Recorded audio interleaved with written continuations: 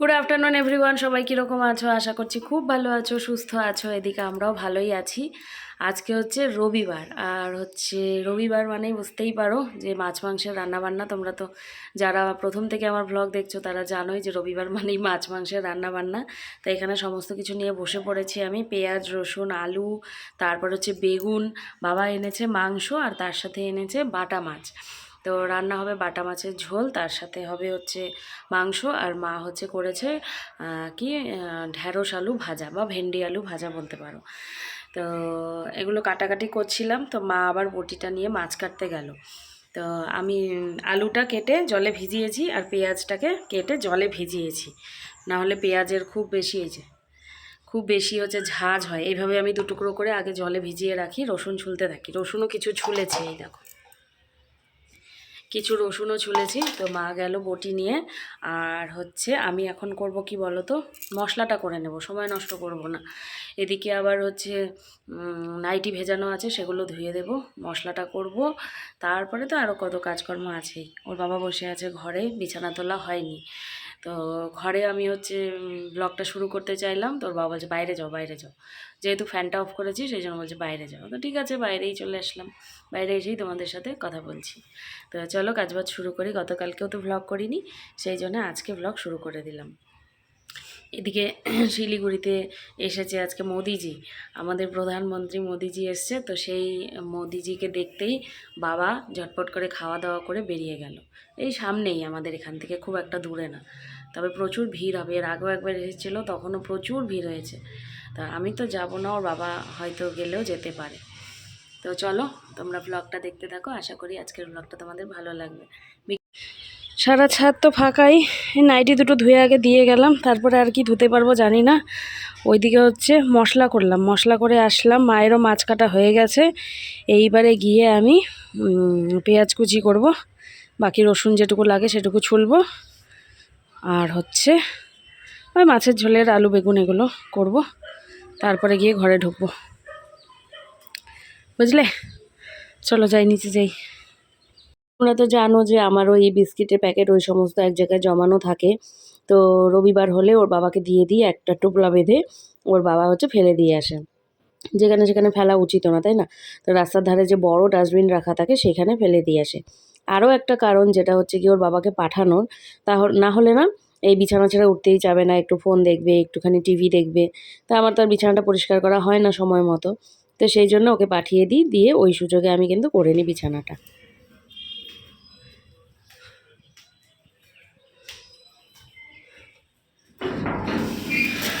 ঘড়িতে 3টার একটু বেশি বাজে, আকাশে প্রচুর মেঘ।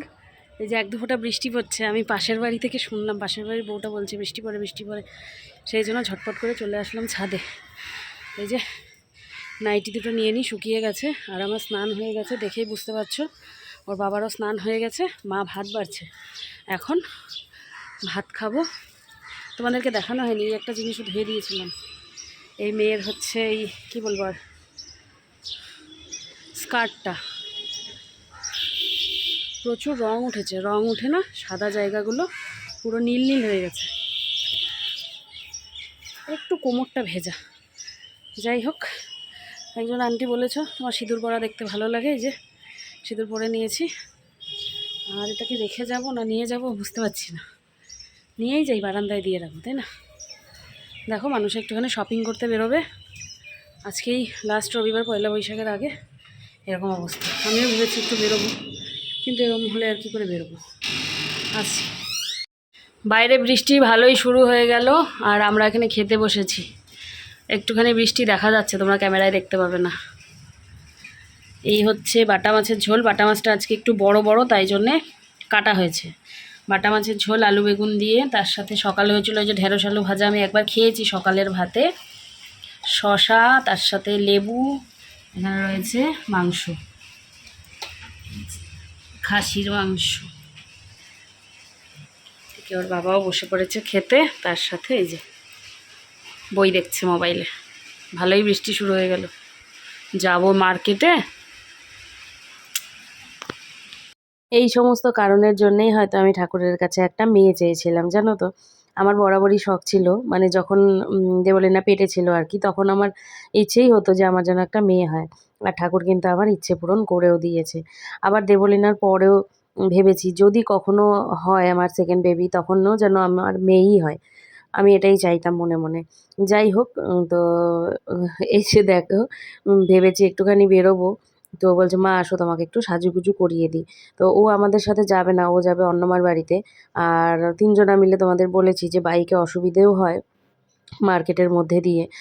আর ৩ জনে তো হেলমেট পরাও সম্ভব নয়, সেই জন্যে ওকে রেখেই যাবো। তৈরি হচ্ছিলাম আর দেখো ও গিয়ে নিয়ে আসলো হচ্ছে পিৎজা। কারণ ওই যে মাটন হলে মেয়েটা ভালো মতো খেতে পারে না, তো সেই জন্যে এই যে ওই ঘরে দেওয়া হলো পনির, মা বাবা তো চিকেন খায় না, আর এই ঘরে চিকেন পিৎজা।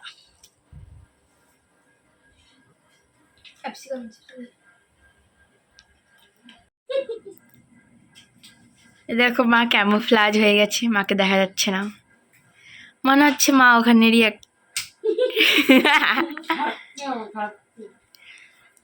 ক্যামোফ্লাজ হয়ে গেছে। হ্যাঁ, তোমাকে দেখা যাচ্ছে না, गिरगिट লাগছে। ये बहुत ही अजीब टाइप की प्राणी है, जहाँ भी रहती है अपना रंग बदल लेती है। गिरगिट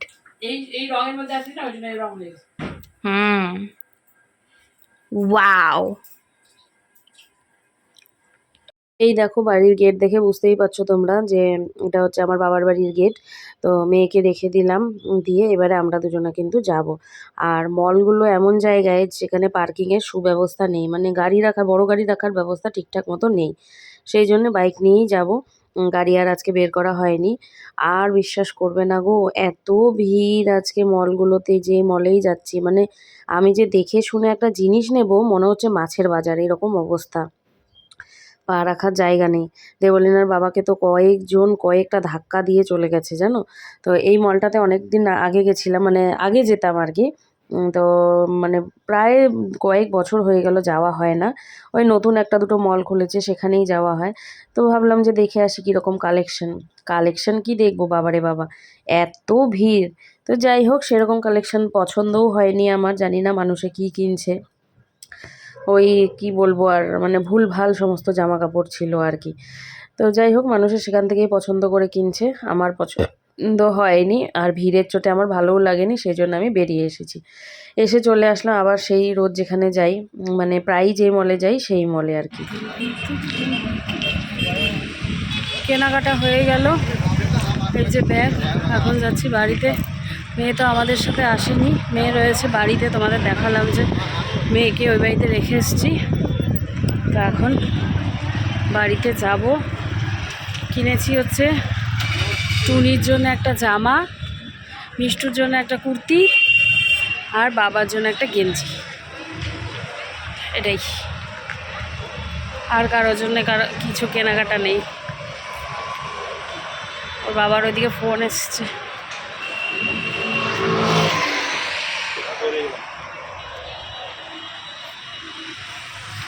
এই পাশে আলো লাগছে, ওই পাশে ক্যামেরাটা ঘোলা ঘোলা লাগছে। কি হাওয়া হচ্ছে বাইরে।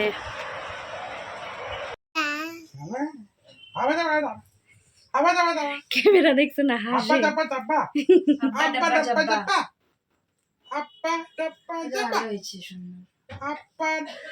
চলে আসলাম, আর এসে এই যে মুধুকে কোলে নিয়েছি, আমার হালুমটা। হালুম হালুম হালুম। ও বাবা, এটা কে বাবা, এটা কে, এটা কে, এটা কে? এই তো আয় বলে দাও তো, আয়, তো আয় বলে দাও বাবা, আয় আয়। এই দেখো, এই দেখো, আমি ঋতুরাজ, আমি ঋতুরাজ ঘোষ।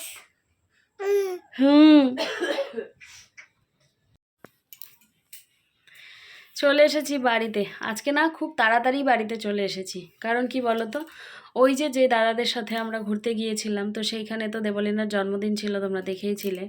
তো ওই কেক টেক খাওয়ানো হয়েছিল, তো সেই জন্যে তখন হচ্ছে দেবলিনার গিফটটা পেন্ডিং ছিল। তো আমি বলেইছিলাম যে গিফটের কোনো দরকার নেই, আমি সবাইকেই বলেছিলাম, যে ওরা বলেছিল যে গিফট পরে দেবো, তো আমি বললাম যে না, গিফটের কোনো প্রয়োজন নেই, সেরকম তো আয়োজন করিনি, শুধুমাত্র ওই কেকটুকুই, আর কিছু হালকা পাতলা শুধুমাত্র ওই বাচ্চাগুলোর জন্য আয়োজন করা হয়েছিল। তো তারপরেও সেই দাদা শোনেনি, আজকে এসে দেবলিনাকে একটা স্কুলের ব্যাগ দিয়ে গেছে, তোমাদেরকে পরে দেখাচ্ছি, ওই ঘরে আছে। তো এখন আমি আর ওই ঘরে যাচ্ছি না, কারণ ফ্যান চলছে, আওয়াজ শোনা যাবে না, তো আমি তোমাদের পরে দেখাচ্ছি, চেঞ্জ করে নিই।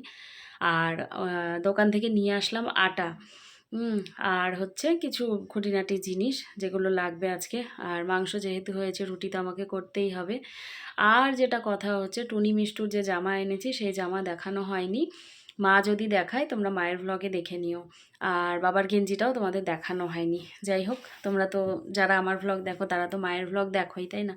সেইখানেই দেখে নিও, ঠিক আছে? তো চলো এখন হচ্ছে এই কুর্তি ছেড়ে নিই, কুর্তি ছেড়ে নিয়ে আমি হচ্ছে এডিট করতে শুরু করি, না হলে ওর বাবা চলে আসলে কিন্তু আমাকে আর এডিট করতে দেবে না।